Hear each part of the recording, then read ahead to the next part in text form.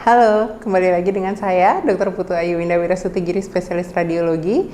Kali ini saya akan membawakan materi USG lutut pada kasus-kasus inflamasi. Tapi sebelum masuk ke materi, diisi dulu link pretestnya ya. Proses inflamasi pada lutut merupakan proses peradangan yang bisa diakibatkan oleh berbagai macam sebab.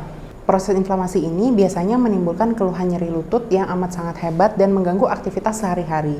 Biarpun sebenarnya nyeri lutut merupakan keluhan yang umum dan juga dapat terjadi pada kasus-kasus trauma. Tapi berbanding terbalik dengan kasus trauma yang sebelumnya saya jelaskan. Kasus trauma biasanya terjadi pada usia-usia yang relatif masih muda.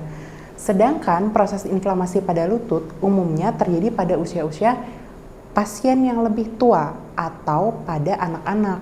Ada juga keluhan nyeri lutut pada atlet-atlet yang biasanya melakukan aktivitas olahraga secara repetitif sehingga menimbulkan overuse atau penggunaan yang berlebihan pada daerah sendi-sendi besar. Secara umum, proses inflamasi pada daerah lutut bisa kita golongkan menjadi bursitis, tenosinovitis, tendinopati, dan juga artritis. Kita bahas satu-satu ya. Bursitis.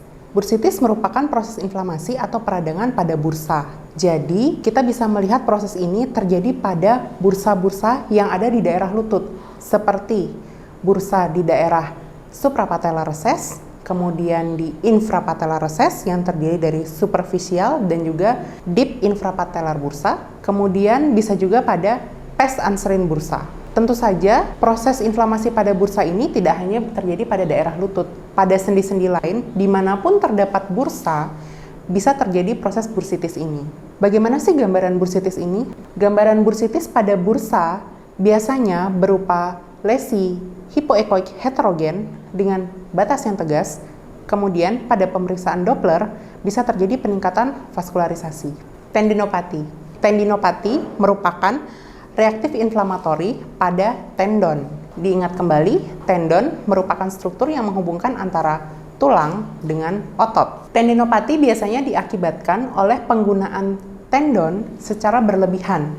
Biasanya, kasus tendinopati ini bisa kita temukan pada atlet-atlet atau pada orang-orang yang suka menggunakan satu sendi secara berlebihan dan secara repetitif. Contohnya pada quadricep tendinopati. Tendinopati ini biasanya muncul pada daerah insersi quadricep tendon di upper pole dari patella. Pada ultrasonografi, gambaran tendinopati yang kita dapatkan adalah penebalan dari tendon, peningkatan vaskularisasi, serta gambaran tendon yang bervariasi dari hipo hingga hiperekoik. Kondisi tendinopati ini akan meningkatkan kemungkinan terjadinya ruptur tendon. Berikut adalah contoh quadricep tendinopati.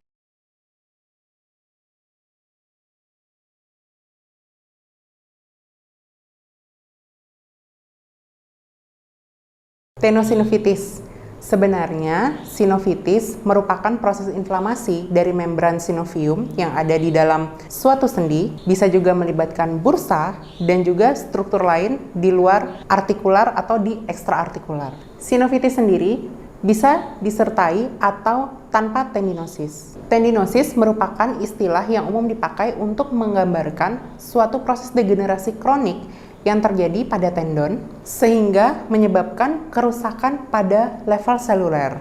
Pada pemeriksaan ultrasonografi, umumnya jaringan sinovium tidak bisa dievaluasi jika tidak terjadi proses patologis. Tapi pada kondisi tenosinovitis atau pada proses inflamasi, kita bisa mengevaluasi jaringan sinovium tersebut.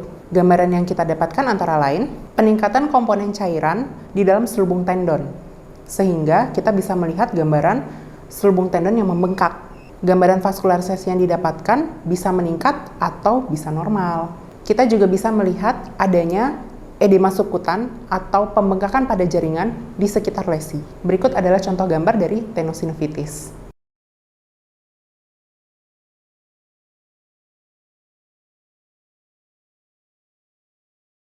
Yang terakhir adalah artritis. Artritis yang terjadi pada lutut bisa berupa inflammatory artritis. Contohnya adalah rheumatoid arthritis ataupun reaktif artritis. Proses inflammatory artritis biasanya dimulai pada daerah sinovium. Proses inflamasi pada sinovium ini biasanya dapat meluas ke daerah ekstraartikular sehingga mempengaruhi jaringan yang ada di sekitar sendi. Gambaran USG yang bisa kita dapatkan pada inflammatory arthritis diantaranya joint effusion, synovial hyperplasia yang berupa jaringan hipoekoik di intraartikular, erosi tulang yang terlibat bisa berupa defek ataupun irregularitas pada tulang-tulang yang berada di sekitar sendi. Kemudian ada tenosynovitis, dan yang terakhir adalah gambaran enthesis berupa bony changes pada daerah insersi tendon.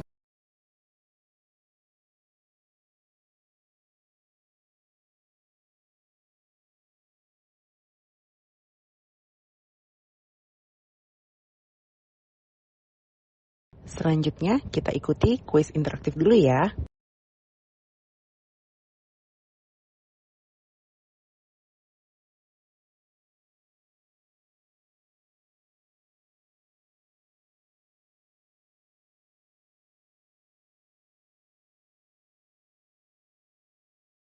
Oke, demikian materi dari saya. Saya harap materi ini bisa berguna ya. Sebelumnya, saya minta tolong untuk diisi link post-test berikut ini. Terima kasih, semoga bermanfaat.